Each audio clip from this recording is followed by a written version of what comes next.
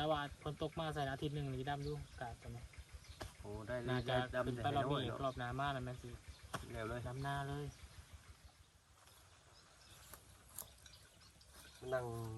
ข้อตกแต่เสียยังอยู่นั่งข้อตกแต่เสียยังอยู่ ถ่ายคลิปบ่อย โอ้ยเนาะมาถามมาเป็นอะไรอีกปูน นั่ง อะไรแม่งัวนั่นโอ้ นั่งแย่งเบึงต้นงัวอยู่พี่น้องเลย โอ้ดู เผากล้า เผากล้าหรือปักให้ป้ากล้าเผาอันนี้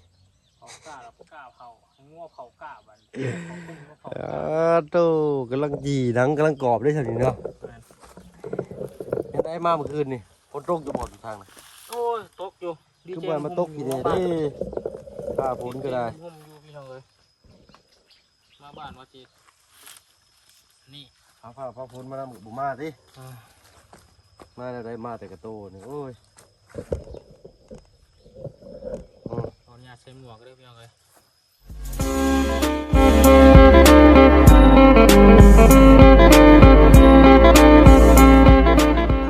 สบายดีพี่น้อยเนาะ ดีเด้อพี่น้องสบายดี นั่งเงาอยู่ห่มม่วง นั่งเผาก้าย่านงัวกินก้าแล้วก็นั่งคล้องคอยสายฝนโปรยปลายลงมาให้ก้าสดชื่นแน่พี่น้องเลยก่อนที่ไทยขาวผลืดอยู่ เจ้าฟังเบิ่งแต่มือแรงนี่แหละคันว่าฝนบ่ตกมันจะดูดน้ำห้วยเจ้าอาชิมาปล่อยน้ำใส่หน้าก็บ่ได้ปล่อยซั่นติ สมาเทปูนปล่อยน้ำใส่หน้าน้องก็แห่งกันเตือนอยู่บาทเนี่ยพี่น้องเลย ถ้าไปได้เวียกอยู่ทางนั้นตุ เก่าแล้วกะ บ้านน้องเลี้ยงเพิ่นได้มีข่าวดีเพิ่มเติมอยู่บ่ น้องเลี้ยงกับทางอาจารย์ลาวเนาะมันมีเพิ่มเข้ามาอยู่คือว่าแจ้งว่าใน40 ล้านวะว่าร วมเบิด40ล้านบ่หรือว่า 70 ปลายเด้ โอ้ ก่อนก็30แหละ โดย แล้วมาเพิ่มอีก โอ้70เลยพี่น้อง 70ไปเลยใกล้100%เลย โดยถ้าบ่เพิ่งมีอยู่2ล้านพี่น้องเนาะสมทบบ้านน้องเพิ่นก็พอดีก็ว่าสิแล้วสิหยังก็พอดีปลายเดือนพุ่นเลยเนาะ นั่นนะ แต่ตอนนี้ มื้อนี้แล้วสร้างมันไม่เห็นเทือนน้องเจ็ดแต่งเองน้องจะดีกะ เมื่อวาน มาเอ็มพาว่านคนผักไปส่งสการบอก เลยเอาเป็นแม่ฟ้าต่อ เพื่อเขาขึ้นไปก็ย่านในขึ้นเพื่อนน้องจะดีเริ่มยักษ์ เลยพอดีแหละขึ้นไปรอบนี้ก็ได้ขึ้นบ้านใหม่ใส่ยาเต็มไม่น้องจะดีเพิ่นพี่น้อยเนาะแล้วก็รุ่นน้องเลี้ยงมันเติมอีกเนาะแทบสิบ่ได้รุ่นเลยแหละเนาะบุญเนาะ ได้แล้วกันว่าเนาะได้ให้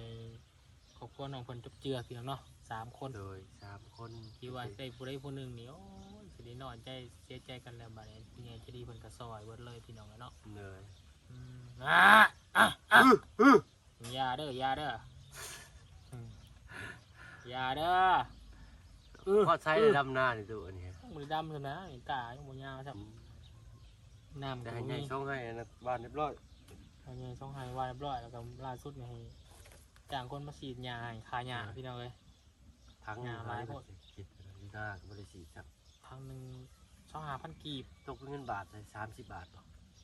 ประมาณนั้น30-40 บาทนะ 30 บาท เพราะว่าถ้า50 บาทกับ30 บาทเนาะ แม่นจะ ประมาณจะ40 บาท 42 ประมาณนี้ บ้านเราเจ้าปีเนาะเรียบร้อย แล้วบุกก่อนหมูอ่ะ ฝนตกทั่วปีเลยแล้วก็ตกกากันทั่วปีแล้วก็บ้านแน่เนาะ แต่ก็ยังบ่ได้ลงไปเบิ่งเถื่อในตู้แม่นแห้งครับว่าเราไปจักหักบ่เป็นหยังหรอกนามันเป็นนาทามเด้นาทามพี่น้อยเนาะเป็นร่องน้ำที่อยู่ถึงสิแห้งแต่ก็ดินทั้งลุ่มยังชุ่มเป็นกี่ต้มอะไรอย่างเงี้ยยังพอเราเลี้ยงต้นกล้าน้อยได้อยู่ นี่แหละพี่น้องเลยเนาะเฮ็ดคลิปถ่ายยูทูบเบอร์ถ่ายคลิปสายบุญเนาะกะเราก็เป็นลูกสาวไห้สาวหน้ากันยังบ่ลืมพี่น้องเลยเนาะปะบ่ได้ก็คือนี่แหละให้หน้าตะกร้าแหละพี่น้องขึ้นไปถ่ายคลิปญี่ปุ่นแล้วก็ต้องฝ้าวลงมา เบิ่งแยง เบิ่ง น้ำ แย่งน้ำครอบครัวพี่น้องเลยต่างกับถ้าจะว่ามาพักผ่อนกับไม่เห็นไม่กัน ยามใหม่ยามหน้าก็ ไม่ จะคิด หน้า นะ ก็ต้องเฮ็ด แต่ว่ายามเบิดเบี้ยนี่ยังกะพาลูกพาเต้าไปข้างนอกผู้เพิ่นมีรถใหญ่ก็ได้ ไปคือซุมื้อคือว่าแล้วพี่น้องเงินคำน้ำแก้ววิวกับซุมื้อนี่ น้ำมันก็บ่แพง มัน บ่ ก็ แห้ง แพ ดิ งแต่ก็ลดลงมาแน่แล้วแต่ว่าก็ ลิตร ยัง เท่าไรตู้ดิ36บ่35 เติมมื้อว่านี่ดูเซโบนี่34 อยู่ทางนั้นยังแพง พอสิเติมอยู่น่ะอยู่ กับอาจารย์ลาวสิเติมอยู่เมืองเซโบน่ะ32 เหนื่อย ผมมันลงสัก8,000บ่อาจารย์ลาวอ่ะลงสัก8,000น่ะซักเนาะ เหนื่อย ก่อน โอ้ ว่า 30ได้ 30บ่ 30กับ800 ป้าก็เห็นมื้อวานอยู่เซโบน28,000น่ะ บ่ เป็น ว่า สั่งได้ ไอ้ช่างที่28,000สตาร์ไลน์หรือตู้ไอ้ขนาด อ๋อ ปั๊มปตทอยู่หลัก35ก็ยัง20ปลายพันไอ้30ปลายพัน แม่นบ่ ปั๊มปตทพี่น้องนะปั๊มไทยมาลงอยู่หลัก35มื้อก่อน2มื้อที่แล้วจักแล้วมื้อวานนี่เนาะ เนาะ ค่อยไป2มื้อที่แล้วนี่ค่อยไปอัน เอ๊ะเอ๊ะ ปลา เอ๊ะ อ้าวอันนี้ยังบ่ได้ไทยจักให้เลยเด้อพี่น้องนะเป็นหญ้าแล้วบ่แม่นก้าได้ตะกร้าเพิ่นก็ได้อ๋อก ล้าได้บาดเนาะ แม่นนะ กล้าหอมนี่พี่น้องเอ้ย ปูให้นะคืองามแท้นะเขียวอุ่มทุ่มเหมือนหญ้ากับพ่อหญ้า เนี่ยน่ะเขียวน่ะมวยเขา สองให้นั่นพี่น้อยเนาะ1 2ให้ใหญ่ฮอดคันขาว อืม ๆ2ให้น่ะก็เหลือกินเลยปีหนึงนี่เนาะมาซอยอีกบ่ปีนี้โอ้ยก็นะข่อยมาซอยแล้วอันดำหน้าแล้วข่อยเว้าข่อยดำหน้าห่าง ที่กินกลางห่างกินใบ ใบกินหมากเนาะ แม่นห่างกินมากได้ดำหน้าน่ะข่อยจบหลักสูตรมาแต่อายุข่อย12ปีผู้ตัวเอ้ยทำไมดำหน้านี่ บ่ 11แต่8 9ปีได้ว่ายังไงซะทำไมเตอร์นี่ครับไปเฮ็ดซอยลุงข่อย หักแล้ว ให้เพิ่นก็ยังเด็กน้อยอยู่ตอนนั้นพี่น้อยครับ อืม ไทยให้ไทยหน้าแกยังห่าวนะคือมือนี่โอ้ไทยเมื่อวานนี่กับลุงไปไปเลยนี่เออ เอากล้ามเลย กล้าม เพิ่งบอกแล้วอีกอย่างหนึ่งมันกับบริณักเลยเป็นอย่างนั้นเมื่อวานนี่นั่นรถไทยเหยียบมาขี่ไทยบ่แตกวะไทยหุดนะบ่ได้คาดบ่ลงเลยจนเอารถไทยเหยียบไปเหยียบมามันจังได้ นี่นะพี่น้องมาอยู่บ้านก็คือว่าพักผ่อนนอนกับพักผ่อนกระเป๋านะ แม่นพอได้กินข้าวแต่ในเฮือน พอกินข้าวจากในเรือนเดี๋ยวเขาไปนายเวียกนี่1ค่าอยู่ค่ากิน2ค่าน้ำมันพี่น้อง น้ำค่าน้ำมันค่าข้าว ยิบยืนนี่เบื้องต้น เบื้องต้น เอามาไปซอยเคสที่เขายังบ่เคยทานก็ยังก็ต้องเอาของฝากของตอนซองมาซื้อหน่อไม้ซอยเขาอีก แม่น ไปซื้อยังทมได้ก็คือใบต้นเขา ซื้อ แค่ พัก หา อี บ ก เนาะ เบาลี่เด้อซื้อผักนี่เด้อ อืม มือเรา นี่แต่มาอยู่บ้านกับพักกระเป๋าเนี่ยพี่น้องมียังกินอยู่ในเพื่อนในซ่านหนึ่งเขาวกินก็คือว่าปูมีเงินจะกี่ก็อยู่ได้อะนะ แม่นเลย อยู่พูดหนึ่งว่าได้เลยพี่น้อง บ้า อันนี้แหละ มันก็อยู่ได้เป็นบางมือเลยบางมือบินค่าน้ำค่าไฟประกันภัยมาค่าสมาคมจัง คือมาบ้านมาพักกระเป๋าก่อนพี่น้อง หลายอย่าง ขึ้นไปกินนอกกับปูมีเงินเติมน้ำมันอันนี้บอกผมซื้อได้ตกมาปีนี้พี่น้อง เนี่ยปีนี้น้ำมันก็แพงครับตัวนี้จะเติมเงินไปแต่ละเทื่อทุก ล้านป้ายล้านห้า ไปร้านหากับผูก2,000 เกือบ2 ล้านพอละ 3,000ตีเป็น3,000เป็นเนาะเน้นๆเลยนะ ใส่เต็มทั้งหยัดเนี่ยดังแตรถึง2 ล้านกว่าลงมาอีกเติมอีกว่าเนี่ยอาจารย์เล่าเติมให้ว่านี่ เลย โอ้ยเงินเติมน้ำมันโอ้เหี่ยวเนี่ยมีเติมน้ำมันตายแล้วอดบาดนี้ค่อย เพิ่นเอารถลงมานำโบกินรถเลยครับ ใกล้ทอด40,000 โลเด้อข่อยนะ ได้สิได้เข้าศูนย์อีกแล้ว 40,000 โลนี่เปลี่ยนหลายอย่างอยู่ในนี้ทำไมเนาะแต่เคยสิเปลี่ยนเท่านั้นอ๋อเท่าละอย่างเนาะเปลี่ยนบัตรเดียวนี่ประมาณ8-9 ล้าน 8-9 ล้านก็ตกอยู่เลย เปลี่ยนน้ำมันเฟืองเปลี่ยนน้ำมันเบรกน้ำมันเกียร์หลายอย่างนะพี่น้องแต่ก็จะเปลี่ยนตอนมันเฟืองนะตัวมันนั้นเนาะ แต่มันสำคัญครับที่ สำคัญเลยมันก็สำคัญว่าอะไรแต่ว่า ตัวนั้นมันสิ มัน มาก่อนดิ เครื่องในเนาะคือคนเนาะ แม่น หมุนกันกินกันเผื่อเล็กกินเล็กเรื่องเผื่อพี่น้องเอาหมูเปลี่ยนมันนั้นเล็กครบเล็กมันมีน้ำเราเลื่อนข้างในมันเชื่อมันจะภาพน้ำหยกเนาะพันธุ์เปลี่ยนเนาะ แม่น สีมันดูพันธุ์เปลี่ยนหลายอย่างอยู่เพียงเลย 40,000 โลที่จักเดือนหรือจะซื้อรถมานี่ 4 เดือน เดือนหน้าโอ้ยเดือนหน้าก็แม่นครบปีหนึง โอ้เดือนหน้าเขาปีหนึง ก็ซื้อเดือน7เดือน8นี่แหละซื้อบ่ได้ แม่นบ่ ซ้ำนี่ไทยนาฮุดนี่ข่อยกำลังเพจคลิปแจ้ง FC ว่ามีอ้ายเพิ่นสิซื้อรถให้ เด้อ มีกินแหละ โอ้ คนนั่งอยู่ในกกที่อยู่ตอนนั้น เดี๋ยวเขาจื้อได้อยู่ อืม ตอนนั้นเจ้าเว้าตอนมาคนขี้แกบ อืม ตอนนั้นเนาะตอนนั้นก็เราเอาขี้แกบลงนา นะแต่ช่วงยามฝน แล้วก็มารับหน้าซอยเจ้าตอนยังบ่ได้แต่ปะ ยัง ยังเนาะแล้วหน้าผมบ่ เกือบอยู่แล้วหน้าพุ่นแล้ว เออ แล้วหน้าแล้ว แล้วหน้าเนาะจะ แล้ว ได้ หน้าแล้ เนาะ วเขาไปซื้อ มันก็สิครบเด้นี่ คอยมาล้างรถเนี่ยก็ล้างรถไทยนำเลย เงย พี่ยามฝนตกค่ำพอดีครบปีแล้วพี่น้อง เงย ครบปีเดือนหน้าก็แม่นละวันที่เท่าไหรวันที่25บ่ จะเจ้าออกรถทันบ่ยามฝนจำติ เดี๋ยวเขามีคุกเก่าอยู่ว่าใกล้ครบแล้วของเราอยู่ประวัติถูกรายละเอียด วันที่เลย2025 วันที่25เดือน8 2025 ปีที่แล้ว เงย วันที่25เดือน8มันแหละ เดือน8เดือนหน้าพุ่นเด้เนาะ อีก2 เดือน อีก2 เดือน 2 เดือน เขาสิแล้วบ่นาบัดนี้ แล้วแหละอีก2 เดือนพุ่นเนาะ โอ้คันน้ำบ่มีสิได้จ้ะ อืม โอ้เพิ่นก็ต้องได้ดำก่อนแล้วตู้เนาะกล้าก็ไปเบิดเลยจ้ะ มันขี้มูกแตกอยู่พี่น้องเลยชอบกันไหนอยู่พี่น้องเลยเนี่ย จะเอาให้แล้ว นะฮะให้พี่น้องเลยให้ว่าห้ามูมีเด้ห้ามูครูคิดว่าเขาสิได้เด้ เงย ให้บ้าน แต่ พี่น้องเลย ผมปลื้มปิติ เพิ่นปื้มเนาะ เออ คิดว่าฟันแล้วพี่น้องก็ยังคิดฮอดอ้ายเพิ่นอยู่อ้ายเพิ่นก็จะเข้าไปแบบวิ่งวันคนคืนนะพี่น้องก็คือแล้วแต่สื่อเล่ากับหน้าตาที่เขาจารึกไว้นั่นแหละแล้วก็รถนี่แหละไว้ซอยเรือคนเนาะคนที่เดือดร้อนมากก็ซอย เหนื่อย มี ขี่ไปใช้ก็คิดตำลำลำเลยตัวเนาะ นะเฮ็ดบุญนะเฮ็ดบุญแบบต่างเฮ็ดบุญแหละอุทิศจนบุญกุศลให้อ้ายเพิ่น เหนื่อย ครับ เพิ่นอายุจักปีเนาะ มันเกือบ50เนี่ยครับยังหนุ่มอยู่ใด40 เพิ่นมีเงินแต่ว่าเป็นโรคที่ว่ารักษาบ่หายที่เพิ่นก็อยู่ล้นเนาะตัวเนาะ นะ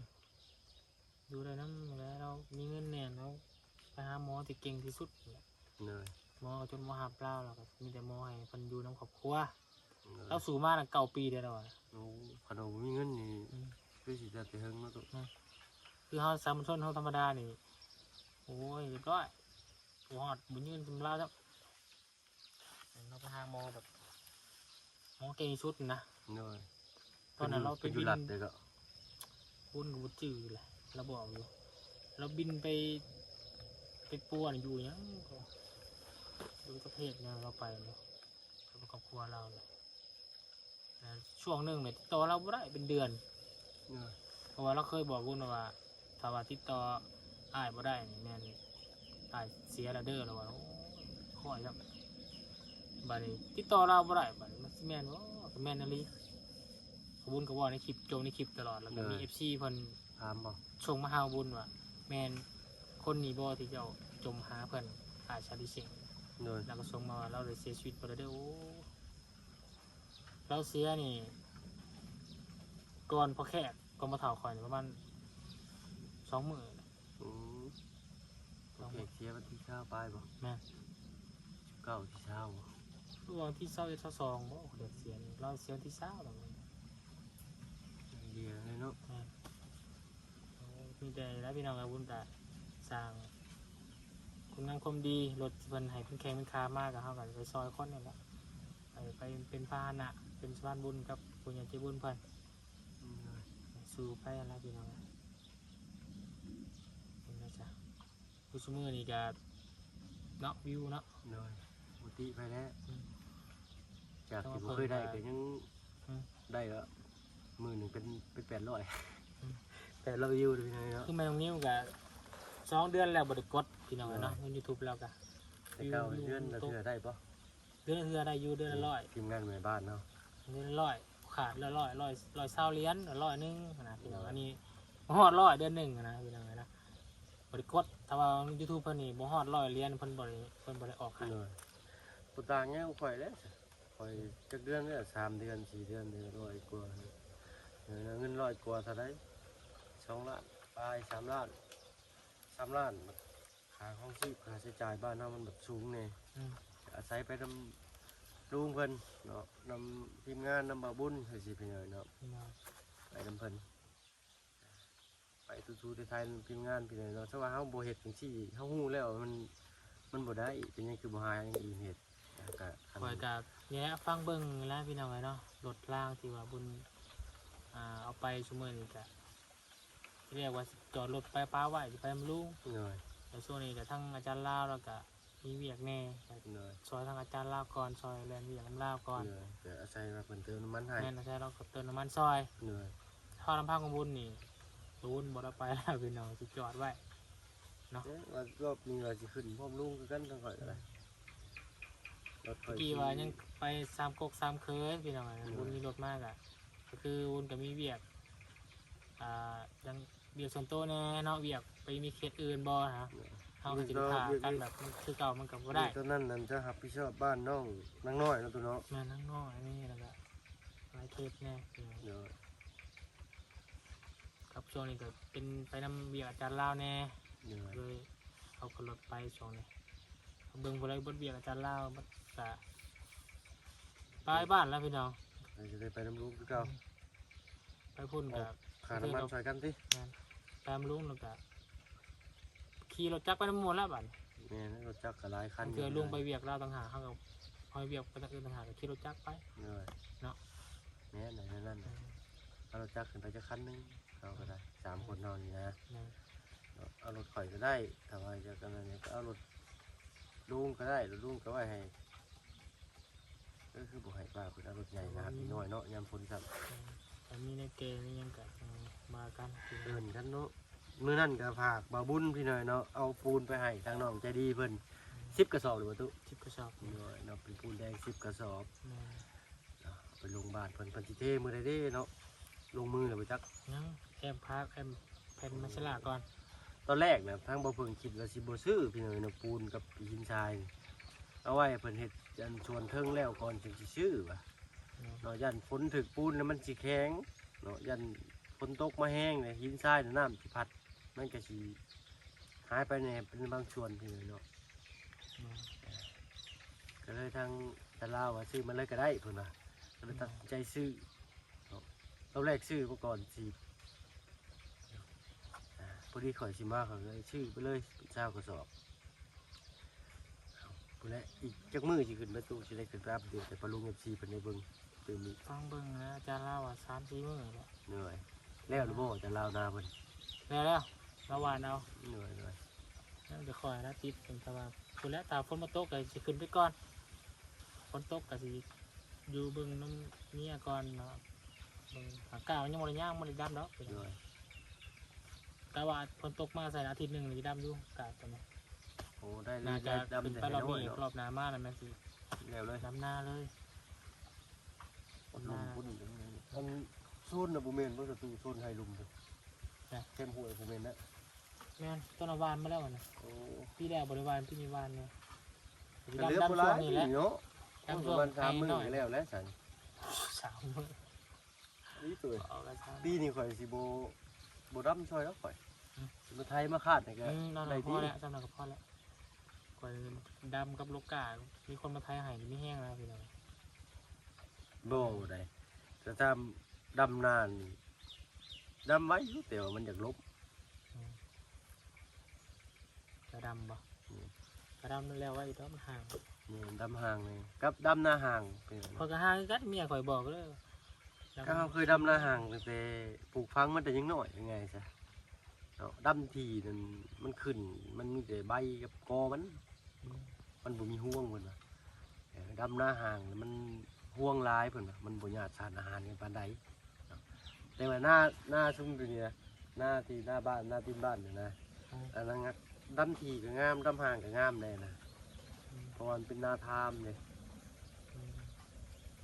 ผูกคนใส่ทางนะมันคือมีน้ำมันดูแต่บอก เอาดูดห่วยแล้ว โอ้เข้าไม่เจ้าเมื่อได้น้ำห่วยนั่น ไปซื้อห่วยยัง นี่ ไป ใช้ย่างมาพ่อกับจะไปซื้อตื่มอีกคนหนึ่งให้ถึงเชิงดิ บางคนทำมาบุมีแบบบางคนแมลงบุมีแบบดูดเอายาวๆนะทำคนมาตกต้องดูดน้ำใส่หน้าก่อนถึงขึ้นไปเวียกนะ เลย กันกล้าตาแน่นอน เนี่ยนี่ตามันสีเหลืองเขาได้ฟังเมื่อมือแรงนี่ขันโต๊ะปูแห้งจะได้ดูดขึ้นเก่าได้ตุเนี่ยพี่น้องเห็ดหน้าเจอมือแมนยูเครื่องมือเครื่องการทำการเกษตรทำไห้ทำนานี่มันทันสมัยเป็นนี่รถไทยรถยัง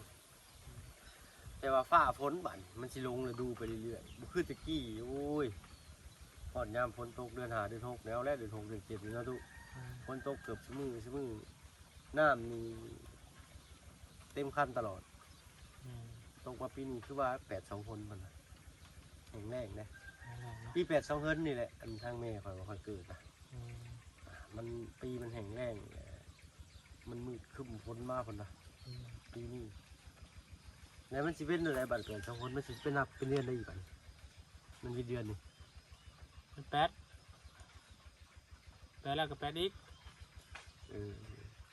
เดือน8ปุ๊บก็นับเป็นเดือน8อีก